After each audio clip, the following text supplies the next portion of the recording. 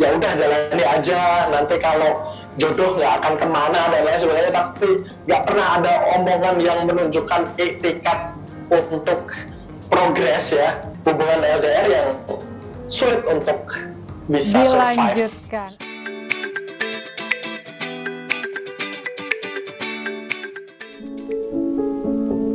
Hai, nama gue Sharon, bahas soal LDR. Gue udah menjalani LDR Indonesia US selama 8 tahun. Dan mestinya tahun ini gue menikah, tapi karena ada pandemi jadi harus diundur.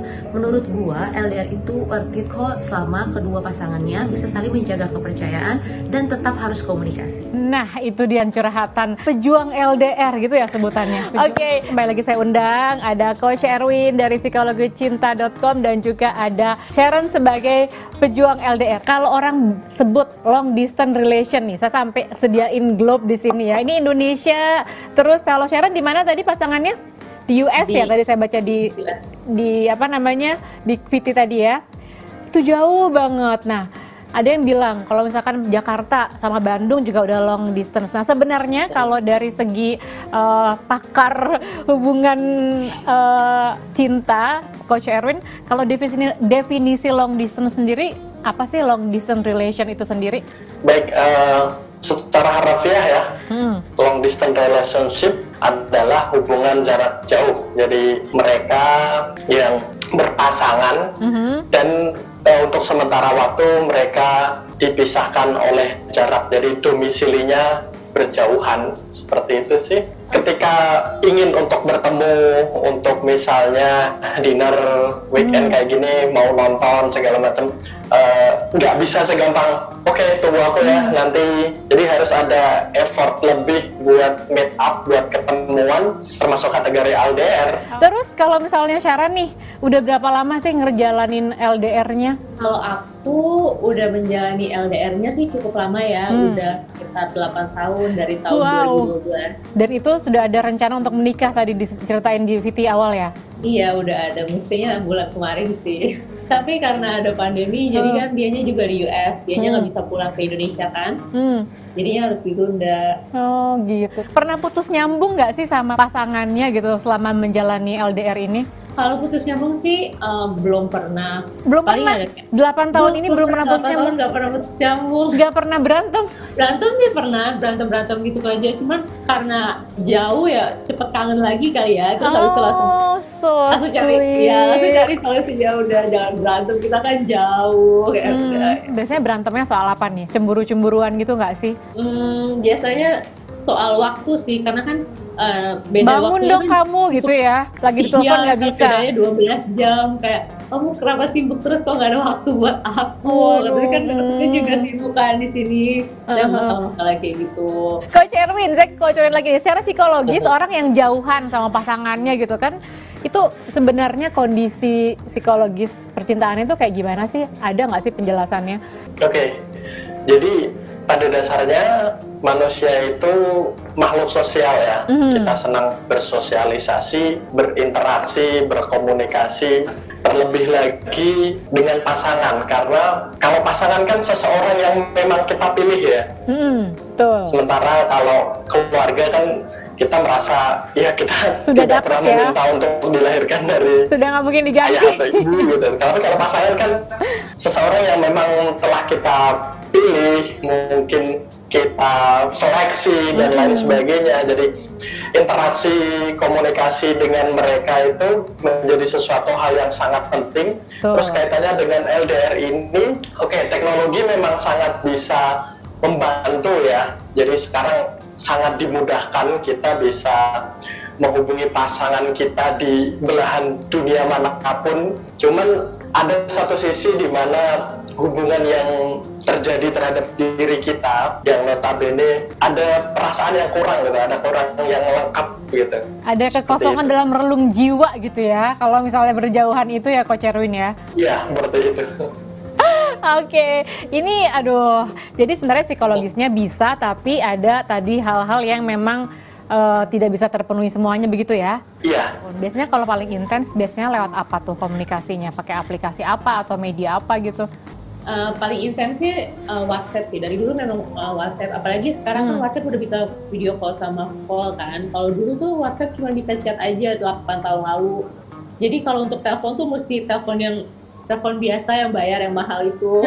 Teknologinya lebih maju, jadi ngobrolnya bisa lebih intens juga. Terus kan misalnya masalah waktu, masalah bahasa, masalah waktu, masalah jauh tadi, pernah atau sering miskomunikasi gitu nggak sih dalam menjalani hubungan? Miskomunikasi sih jarang ya, cuman mungkin kadang kalau misalnya cerita itu, kalau kita tatap muka kan ceritanya bisa lebih banyak ya, lebih detail. Tapi kalau misalnya jarak jauh itu paling ceritanya garis besarnya aja. Misalnya jauh kan kayaknya yang pura-pura penting gak usah dijelasin juga, nanti dia juga jadi bingung. Jelasinnya juga lagi lebih susah gitu. Kalau Coach Erwin ada trik khusus nggak sih biar bisa dapetin komunikasi yang efektif pada saat LDR? Komunikasi emang paling penting ya dalam menjalani hubungan LDR ini. Dan banyak yang mengeluhkan seperti ini ya, para pasangan LDR itu mereka menciptakan rutinitas saat berkomunikasi. Jadi kalau pas misalnya video call gitu ya, yang diomongin itu terus gitu ya. Jadi ceritain tentang keseharian mereka tadi, ngapain kerja ini segala macam gitu, atau kesibukan, atau yang masih belajar ya cerita tadi. Tidak ada sesuatu yang spesial gitu, dan kalaupun itu spesial tapi diulang-ulang terus juga akan tercipta kejenuhan gitu. Jadi buat pasangan LDR ya, sedikit tips dari saya, karena komunikasi ini sangat penting. Sebisa mungkin kita variatif ya dalam mengambil tema ketika kita berkomunikasi. Jangan ngomongin keseharian kita terus menerus gitu. Dan juga di beberapa momen tertentu, misalnya pas lagi ulang tahun gitu, kita bisa ngasih surprise gitu ya. Misalnya yang di US sana kita tahu tempat mereka tinggal, mungkin kita bisa tanpa sepengetahuan mereka pesenin order barang via eBay atau Amazon gitu, sesuatu barang yang menarik bagi mereka, bisa membangun rasa lebih gitu ya dalam menjalani hubungan LDR ini. Kita langsung tanya ke Shannon nih. Shannon sendiri sudah pernah dapat surprise apa aja selama menjalankan LDR ini sebagai pejuang LDR, dan surprise apa sih yang paling kamu bilang, loh kok bisa sih kayak gini gitu? Paling surprise yang terakhir tuh ulang tahun terakhir, dikirimin banyak banget kayak 1 kardus. Kayak ya barang-barang yang aku butuhin sih, misalnya kayak apa ya, laptop, iWatch gitu-gitu, kayak banyak. Terus? Terus kayak biasanya dia selalu, kapanpun ngirim selalu ngirimin kayak kartu ucapan yang dia tulis sendiri. Jadi itu kayak sweet banget buat aku. Tadi kan udah manis-manisnya dapat surprise segala macam, tapi kalau kendala, cobaan terbesar selama kamu LDR yang paling dirasain bikin sedih banget itu apa? Jadi menurut aku cobaan yang paling berat selama aku jalanin LDR ini rasa kesepian sama rasa kangen itu. Semanis apapun misalnya surprise-nya, tapi tetap aja sih kayak kehadiran dia itu yang paling penting buat aku. Bener-bener. Jadi karena kalau misalnya lagi kesepian terus dianya nggak ada, itu berasa banget jauhnya. Aduh. Kalau Kak Shurin tentang kendala yang dialami oleh Sharon ini gimana tanggapannya? Ya kalau kaitannya dengan kesepian gitu ya, susah emang untuk dihindari. Tapi kalau melihat bagaimana manisnya couples ini ya, kita sekalipun baru melihat foto gitu, tapi antara satu sama lain itu ya bisa survive sampai 8 tahun itu kan sesuatu hal yang nggak mudah gitu loh. Kita bisa mengingat kelebihan yang dimiliki oleh pasangan kita ya. Tadi disebutkan kayak Sharon, katanya dia sangat sopan, orangnya sweet dan lain sebagainya. Dan jadi pengorbanan kita selama 8 tahun gitu ya, menanti worth it gitu loh. Jadi kita ingat-ingat lah betapa perjuangan dalam menjalani hubungan LDR ini demi sesuatu yang nanti akan indah pada waktunya. Biasanya kalau misalnya kendala yang selain tadi ada kesepian segala macam, ada kendala-kendala lain nggak sih sebenarnya? Banyak banget sih, biasanya emang perbedaan waktu gitu ya, itu menjadi salah satu problem gitu ya. Terus kemudian ketika terlebih lagi LDR yang seperti Kak Sharon alami ya, dimana memang selain hubungan jarak jauh, tapi memang dua warga negaraan yang berbeda, ada semacam culture yang berbeda, yang kita terkadang harus belajar lagi memahami sikap seseorang, kepribadian seseorang, karena demografi itu kan jelas berpengaruh gitu ya, nggak bisa layaknya misalnya orang Indonesia dan lain sebagainya semacam itu. Terus kemudian berkaitan dengan komunikasi gitu ya via app semacam seperti ini, kita kan nggak bisa benar-benar lihat gestur mereka, kita nggak bisa benar-benar merasakan intonasi. Kadang seperti tadi ya, koneksi menjadi kendala. Jadi ya hal-hal semacam seperti itu sebagai kerikil lah dalam menjalani. Tapi kayaknya kerikilnya panjang juga ya Coach ya?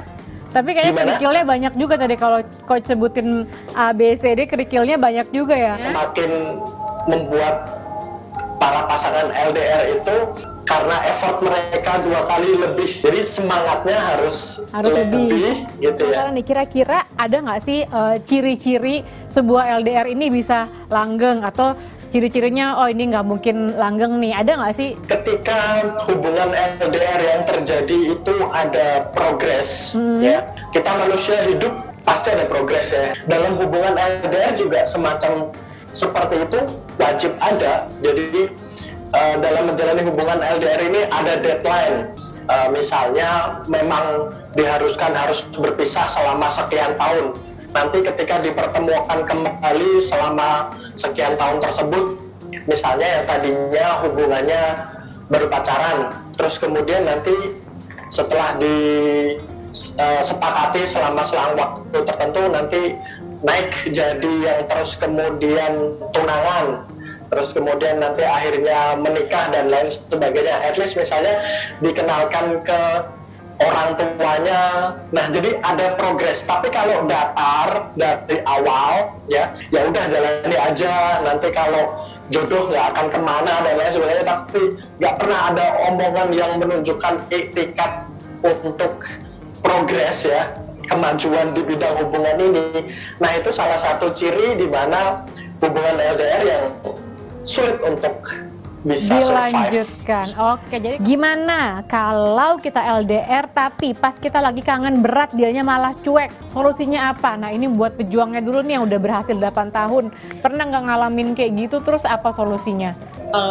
Biasa sih aku ngomongin kalau bikin dia ngerti sih, kayak ini kan udah jauh maksudnya, dan wajar kalau misalnya aku kangen. Jadi mungkin kalau bisa kamu lagi gak sibuk atau apa, coba kita lebih sering spend time lagi, karena aku memang butuh itu.